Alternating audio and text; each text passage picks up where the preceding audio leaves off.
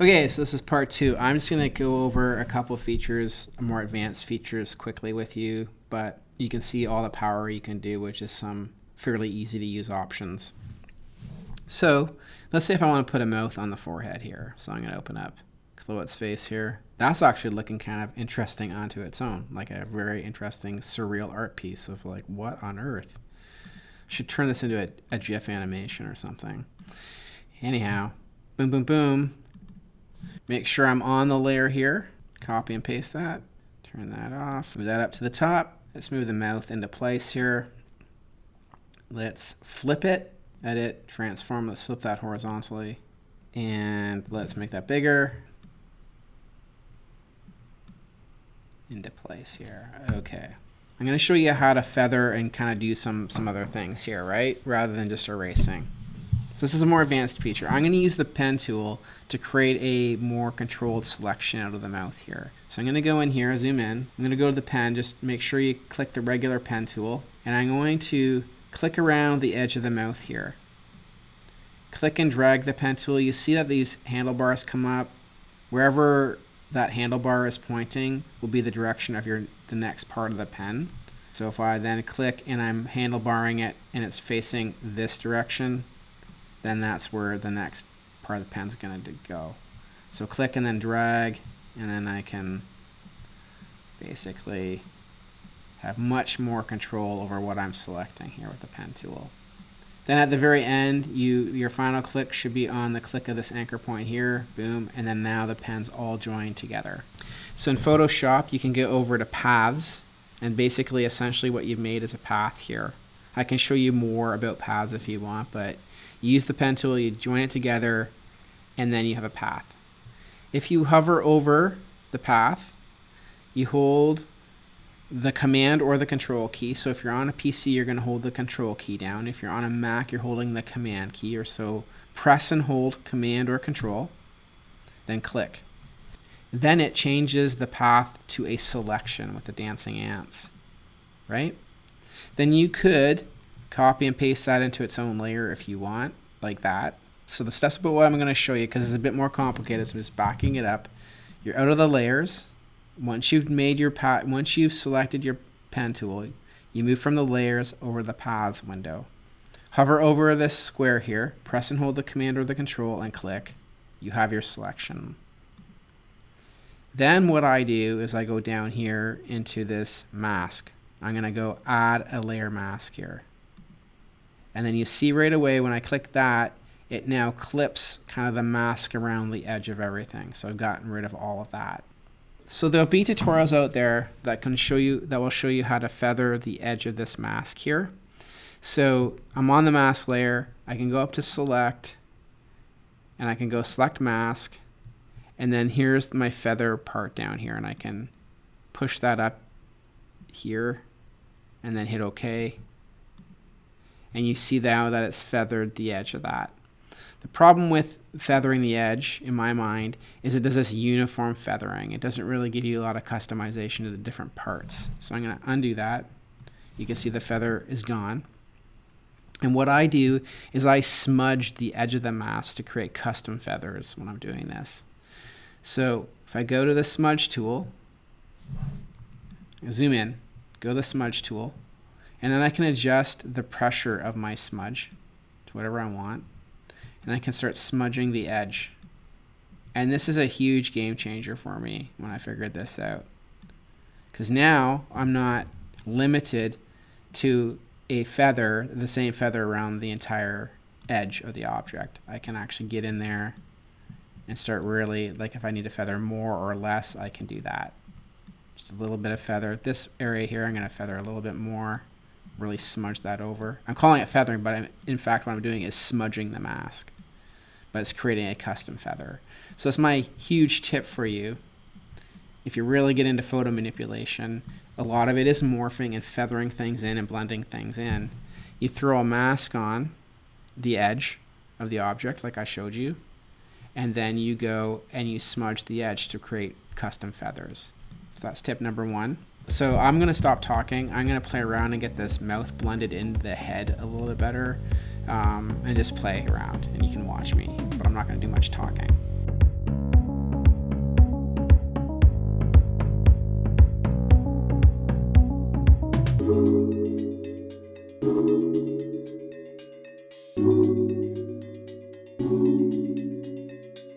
So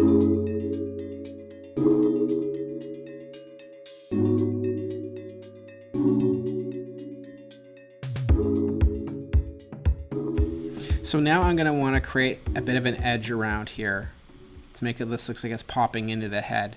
So I'm going to hover over the layer here, hold the Command or the Control key down, exactly like I did with the paths, but only with the layer here. Click that, and then it makes a selection here. I'm going to make a blank layer on top of that, and then I'm going to fill that blank layer in with black. And I'm going to make this a little bit bigger. So I'm going to go Command T, let's scale this up slightly. Now drag that below there. All right, so now I'm going to basically use this shape to look like it's falling into the head, like a dark area into the head. So I'm going to put a Gaussian blur on this. Filter blur, Gaussian blur, throw a bit of a blur on there. Now I want this black to look like it's part of the skin. So I could go and try some different blending modes to see if I can get away with that. Actually, soft light doesn't look too bad. Soft light's looking pretty good. So just some quick tips on doing that, right? So if I turn this off, and this basically looks like I slapped a mouth on top and warped it in place. But if I create a little shadow of the mouth, skewed it into a spot here, put a blur on it, and then threw it on soft light, then all of a sudden it's looking like it's sinking, things are sinking into the head. So this type of stuff, when you're getting into like, I'm going to make it look like it's sinking in the head rather than floating on the head, you're getting into some more advanced thinking with photo manipulation. I'm going to show you something else here that's a bit tricky. So I'm going to put this on normal right now. What I can do is I can do something called Luminance Blending. So if I'm going through, sort of be talking fast here, but if I'm going through and none of really the blending modes are satisfying me, like soft light, you know, it's okay. I could try throwing it on normal here, double clicking on the layer, and this layer styles blending options thing comes up. And there's this blend if area. And I can start dragging this stuff around like this, and you can see it just sort of knocks it right away, or it doesn't really do, it's not really doing, like it looks really, really super choppy there, you see? So that's not ideal, right? You don't want that. But if you hold the Alt key down, press and hold the Alt key, and then grab these little triangles, press and hold the Alt key, it separates them. And then it does a smoother blend, which is super tricky, and then it picks up the kind of pores of the skin. And this is called blend if or luminance blending. It's a massive trick in terms of like blending things together. So you can see that that's actually blending together more realistic looking than even the soft light I did. And then you can go and it breaks it down into the other channels. So you can try red. See if, you know, knock out some of the reds a little more. Green. You get the point. And then hit OK. And then there it is there. Like it's like now that line is tucked right into the pores of the skin. It looks like it's attached right to the face. Not happy, thrilled with the actual black color. So I could try, you know, going into my image adjustment areas. I'll go to levels right now on this whole black thing and see if I can lighten it a little bit, which is looking a little bit more realistic. I can even see if I can add more red to it. So see, I can get right in there. So the levels is also a huge thing. So I can add a little bit of red tint to that black inside of the levels. Let's play it, see if we can, what happens with that. It's too much green. So you can get right in there. And rather than being, you know, restricted by the blending modes, like soft light was looking pretty good, you can use luminance blending, and then you can adjust how the black looks in levels. So here's some more advanced kind of photo manipulation thinking for you. So that's actually pretty good. I mean, I could go on and on. Keeping all this in mind, one of the popular things is like writing or putting tattoos on people that it doesn't typically exist for the master disguise. So I'm going to go and make a blank layer here. And let's do like a quick tattoo. We'll make him an anarchist, because why not? That's what we do here. There you go. He's an anarchist now. It's looking really like pretty rock and roll, you know? So there's my anarchist sign. Again, you could go on to soft light, look pretty decent. Overlays too much. Soft light, you could knock down the opacity, and it's looking like it's part of the skin okay-ish, right? But that luminance blending technique, you keep it on normal. Double click on the layer here. Press and hold the Alt key down. And start separating some of these like triangles. And just mess around and see what you can come up with. That's looking too faded. Then you can go in, you can break it down into separate color channels. Press and hold the Alt. There we go. That's actually looking awesome. That's great. There you go. That attaches right to the head and looks like I've drawn it on with marker. So let's zoom in there. Mr. Anarchist. I mean, this isn't looking the most, realistic because it's coming right across his face here. If I was being super picky, I would go in and I would puppet warp that. You can just go right here and anchor that here, throw on some anchors, and then you can start puppet warping this line into spot here. And I hit enter. And now you've dipped that line down there, right? I could then go throw a mask on. The other thing I'm going to show you as you're masking things and you decide to go into the brush tool.